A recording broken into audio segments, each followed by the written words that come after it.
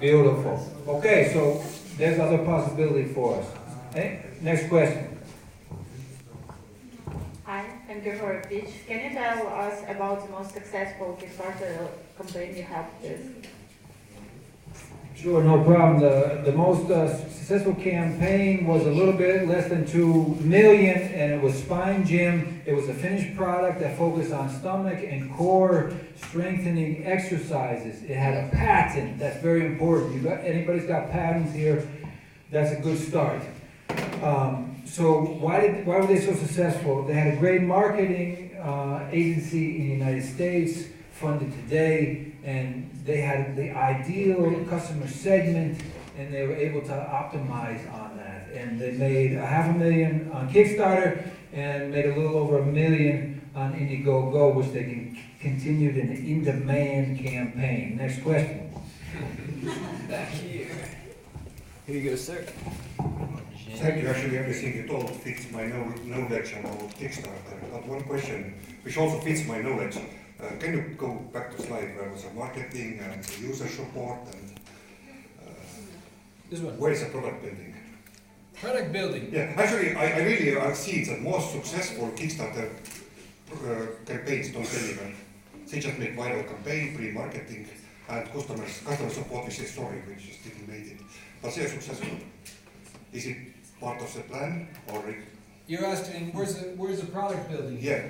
That comes from our partner. Usually our partners are inventors or founders. Smart decision. They're not that good Smart at decision. this. They're not that good at this. That's where we come in. Thank you. I'm sold on your product.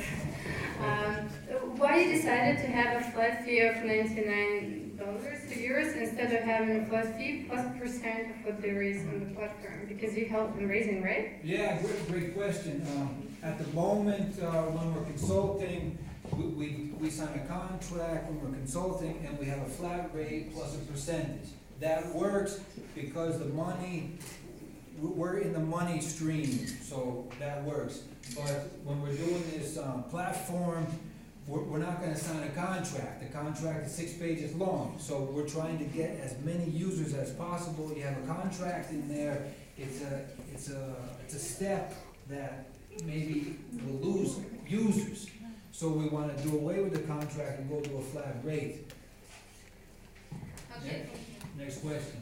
I got a bit lost when you started talking about gaming. What was that all about exactly?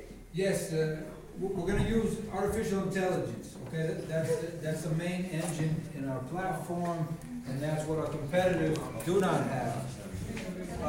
I started talking about gaming because there's a lot of founders in the group. There's a lot of CEOs. Okay, we do a lot of work on the computer. It's not so fun. We want to make this fun. We want to have it that the CEOs on their way home, on the bus, or with a private driver, they're in the back seat on their mobile tablet, and they're having fun with our product. So it becomes viral. If it's boring, it doesn't become viral. So fun, and that's why we want to bring in the gaming aspect. Thank you so much, Joel. Great work, man. Okay. I am Edison. I'm from Brazil. I'm a CEO and founder of Original My. We participated on some accelerator programs in Brazil and a very important ones, Google 2 times. And I want to talk to you about red tape and bureaucracy. I know students don't know about bureaucracy, but let's see something.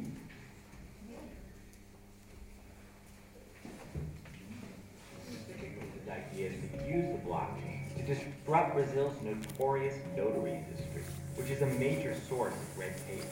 The government requires that Brazilians go through a notary office to verify the authenticity of documents like birth certificates, contracts, and car titles with every business transaction.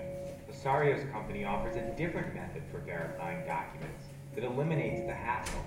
Called Original My, the website he built allows customers to upload encrypted representations of their important documents to the blockchain. Then, at any point in the future, it's possible to prove a document's authenticity by Okay, and we are not doing just the authenticity now, we validate identities and signatures too. So, the next slide is, we have traction, that's very important, and we are growing very fast. We have the revenue and we have a lot of users. And our market is very good to work, okay?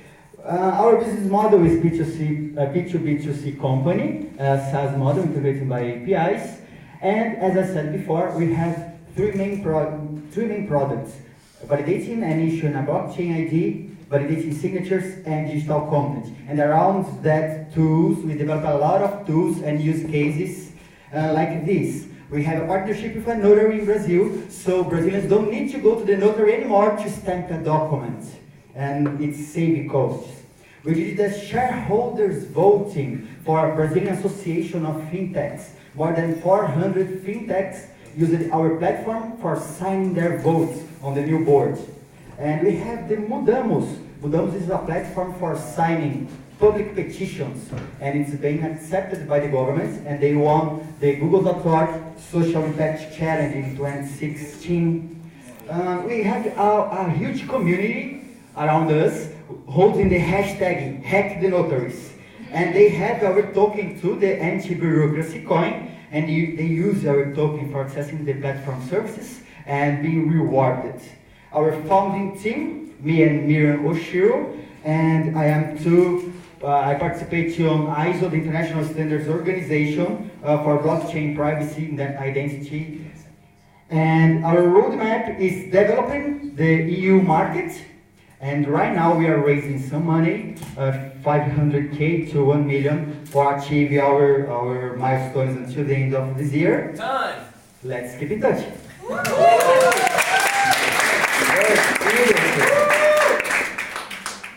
How did you do? What do you think? Always hard. Great success. Awesome. So we can take 3 to 5 questions if you like, Ilson, and you can. This is the part where this is my fault. I should have said something sooner. Okay. Does anybody have a question for Ilson? Yes. Hi everyone. Thank you for your presentation. And I have a question about how your product is adapted for other countries.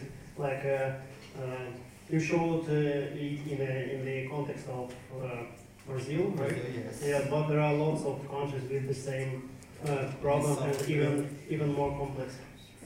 So please tell us about adapting this.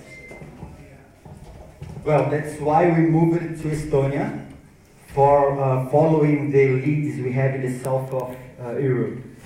Italy, Spain, Portugal, France, all of them has the same kind of problem we have in Brazil, because we imported the problem.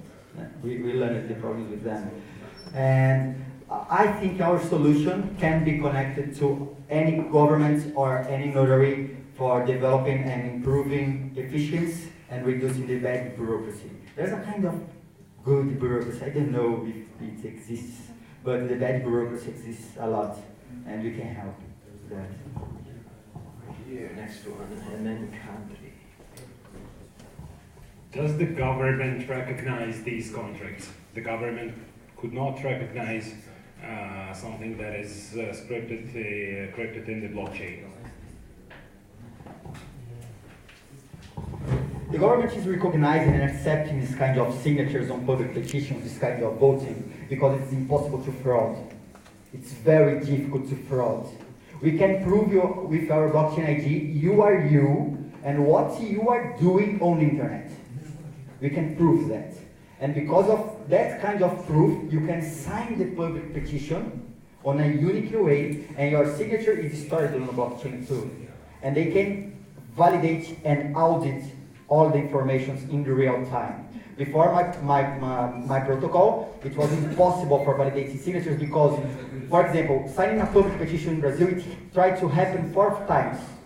And on that 4 times, they 2,000 kilograms of paper, they delivered it to the Congress.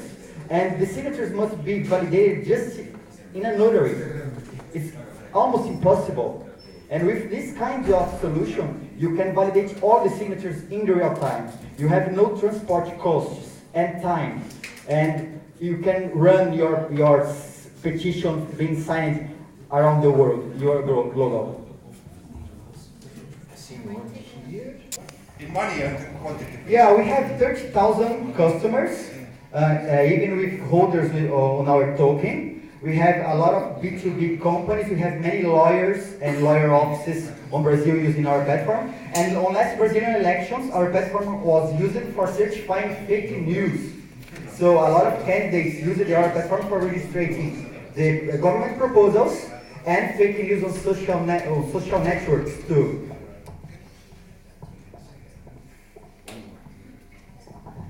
Thank you for pitch. Could you please tell us when you started and what phases you can separate, like in this time we have great progress and in this time and in this time? Okay. Kind of stages. Well, I started, the first version of my platform was for certifying and preserving intellectual property. I was focused on that. 1 month after launching the platform, a very famous journalist in Brazil wrote on a magazine, The Uber of Notaries. And I got a huge fight with the notaries 1 month after launching the platform. And after that, many people started asking me about signing documents on blockchain using our platform too. That's why we moved it, because we know for signing a thing, you need to prove the identity, you need to prove the authorship of who is signing things. So we developed a protocol for validating and issuing a decentralized identity. And then we got two accelerator programs. One from Accenture on 2016, and the second on Google on 2017. At the end of 2017, Google invited us for staying with them for more 1 year. And staying on Google, my company is totally different. I have another company before the accelerator program and after the accelerator program. Yeah. So let's go. Thank you. Oh, sorry? Thank you. Okay. Obrigado. I think we're gonna wrap up and go to the next pitch if that's okay. I'm so sorry. You guys can catch it.